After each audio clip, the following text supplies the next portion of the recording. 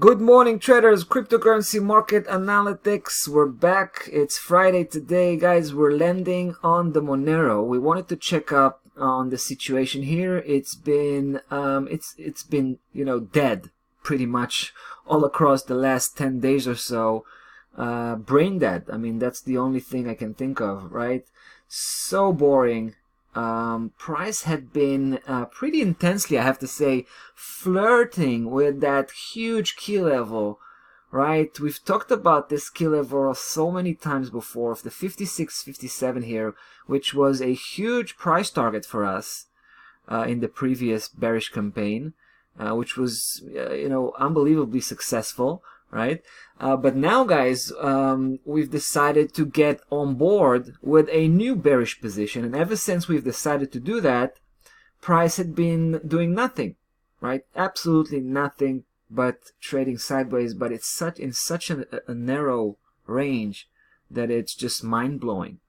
But guys, I want to keep it optimistic as far as possible, because I mean, there's all the reason to keep it optimistic. And I want to show you why. I mean, if we get close here, you can see that price was in an intense flirtation, right?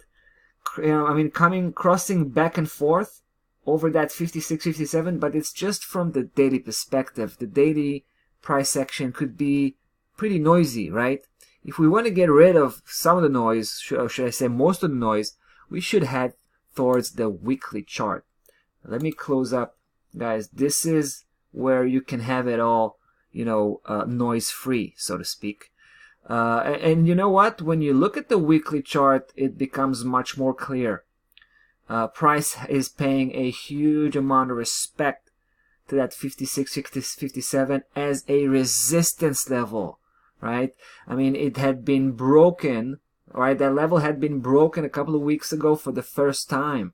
Price did a wonderful job breaking through, and ever since it did that, we can see how that level turned into a resistance. We actually saw that last week when price was pressing from below, basically, spiking it, trying to penetrate, bouncing back down, leaving that spike as an evidence of that resistance, of that level, right? The resistance of that level, and we have it again, guys. A replication of last week. Once again, even the same size of that shadow, trying to penetrate again, bouncing back down. This is the second time that level here, that key level here, is showing us, how resilient it is. So yeah, that's good news as far as our bearish position goes. We want to remind you, we got a stop loss level which is pretty far at 68. We wait for price to actually begin to move away, right? Obviously to the right direction as far as we're concerned on the way down. Just move away from that 56, 57 before we can feel comfortable to adjust the stop loss level. Now, guys, in terms of target, we have a pretty ambitious, price target. We talked about it before. It comes from the big picture, and the fact that looks like we have a huge Elliott wave cycle in place. But aside from that, we've been analyzing here a head and shoulders pattern, right? Remember that head and shoulders pattern? That's where we came from.